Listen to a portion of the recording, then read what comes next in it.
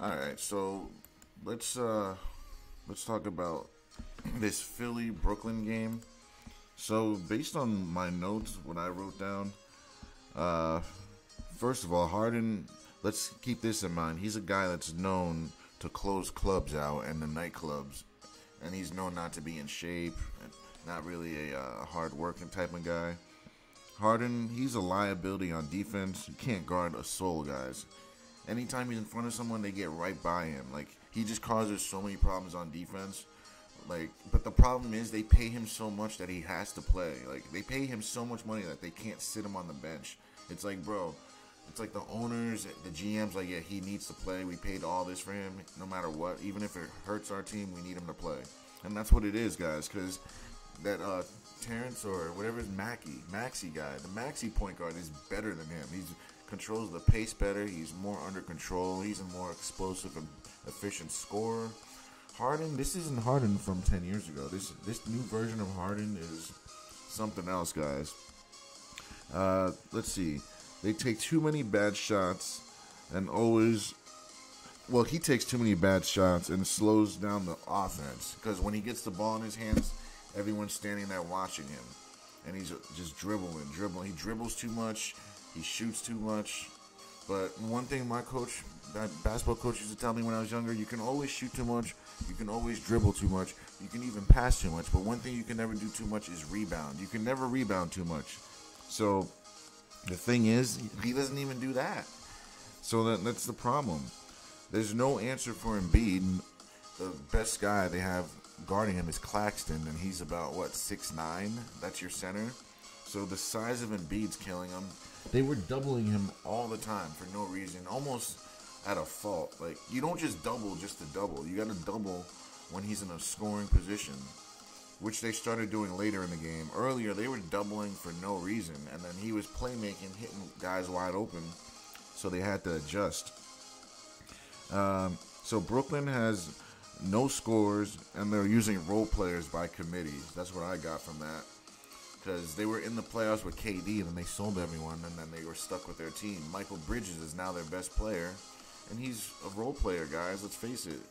On a good team, he's probably the fourth, fifth option. On this team, he's the number one option, guys. And he went crazy. What did he score? How many points did Michael Bridges score? He went crazy last night. Bridges, 26. Dinwiddie, 20 points. That's a role player. Claxton, role player. All these role players stepped up. But honestly, this team's going to get swept. They have no business even being in the playoffs. I thought they were going to steal the game last night. If they were going to do it, it would be last night. If they're not doing it last night, they're not going to do it. My man Embiid only scored 14 points in 38 minutes. They were all over him. It was a tough game. He was on the ground a lot, guys. Like, he was getting his butt beat. But this guy right here, Tyrese Maxey, bailed him out, guys.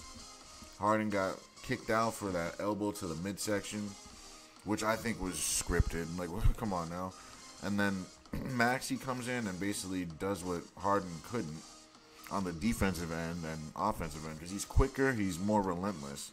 Harden's not relentless. He's rich. He doesn't care that much. You can tell by the way he plays that Harden doesn't really care. Yeah, like I said, Bridges is BK's best two-way player by far. It's not even close, and that's saying a lot. Like, he's a role player. Embiid is falling, flailing a lot. Many stupid fouls by him. Harden not getting the normal fouls when going to the basket because it's the playoffs. He's playing like it's a regular season game. Like, these refs aren't going to call fouls. That's what he doesn't understand. Like, it's just like you can't play the same way. You got to play differently.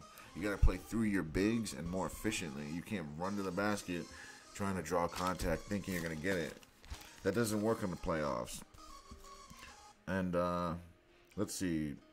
And he's missing a lot of easy buckets when he's fatigued, I noticed. So that's another problem. That's what's going to hurt them against the Celtics. Like, they're going to be fine against Brooklyn, but next round when they play the Celtics, Harden cannot afford to be playing like this. He needs to play much more efficiently and much better and more team ball. What else? And then he got ejected for the low blow. I think that one was scripted, guys. Like, if I'm being honest, like, come on, guys. Like, come on. Who's doing that? And the great acting by the offensive player. Literally, that was just straight up acting, guys. Let's be honest. And basically, the Nets, they won over, or they should have won over the ejection. But like I said, Tyrese Maxey is a better player. You think you lose Harden, you lose. No, it's a better solution when Harden's gone. Tyrese Maxey is a better player. I think he should be starting and playing more minutes, which he did last time because of the ejection. I don't think he normally does. Against the Celtics, Maxey can be a force because you're going to need him on defense. Harden's going to kill you against the Celtics. He can't guard anyone. He can't guard Jaylen Brown. He can't guard Tatum. Maxey can probably guard Jaylen Brown. PJ Tucker is a good defender. Tobias Harris can play defense.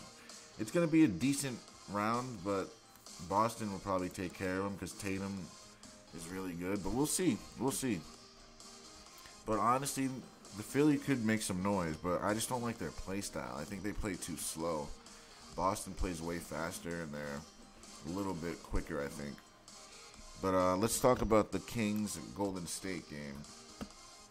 The Golden State Warriors came back and won. The Kings botched this game. They needed to win this game. Now, I think the series is over. I think Golden State's going to come back and win. Because last night, I think the first two games were an aberration. Last night, I think was really what this Warriors team is. Steph Curry's around the basket. He just doesn't miss, guys. Every layup that man puts up, it's going in. I think he's better around the basket than he is at shooting, dare I say. Andrew Wiggins is finally getting his legs back. Klay Thompson didn't even need a big night. Kayvon Looney, many rebounds. He was crazy on the offensive boards, guys. On any board, he was getting everything. Dare I say, I think he did better on the rebound than Draymond would have. But Draymond provides you assists. But Kayvon Looney had 9 assists. Do you even need Draymond? Kayvon Looney shuts me up. Remember I said the other day he doesn't even want to face the basket.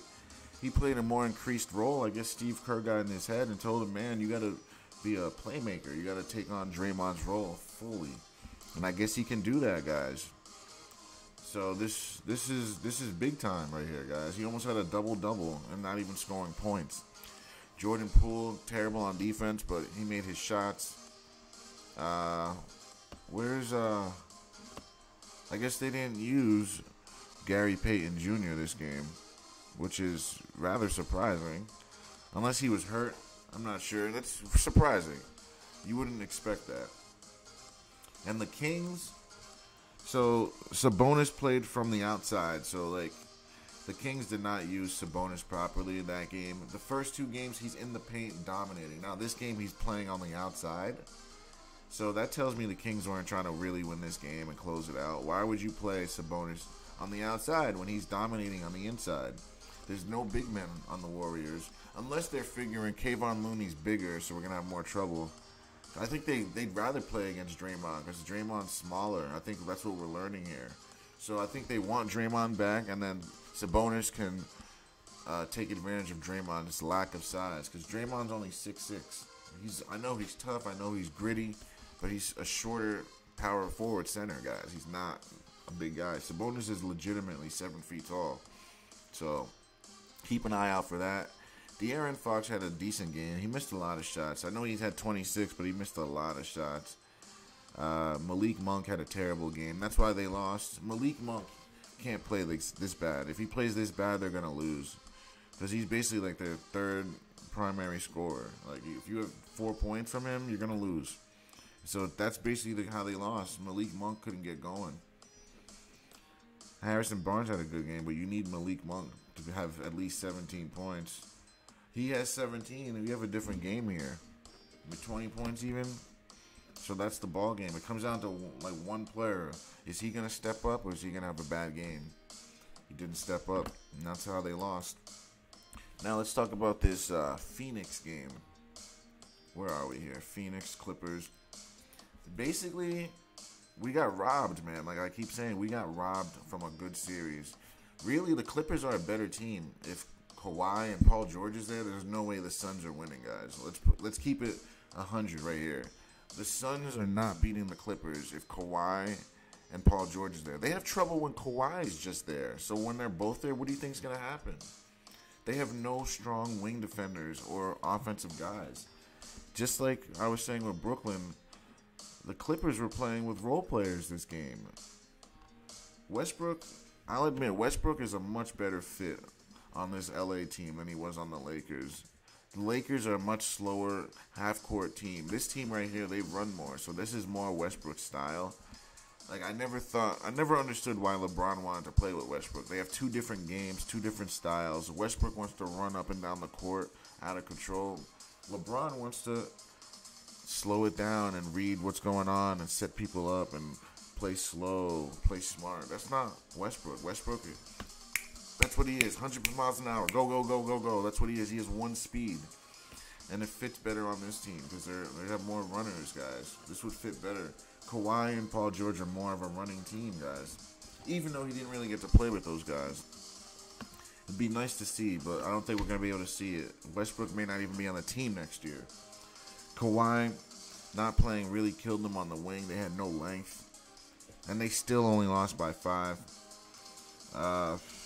Honestly, this game, if Kawhi, yeah, everything I wrote I already said, so, yeah, LA won with role players, Kawhi's offense, length, yeah, so everything I wrote down I said, I didn't even realize, so that's really all it is, guys. The Clippers are just missing their guys, man. Honestly, if the Clippers have their guys, they might win the championship.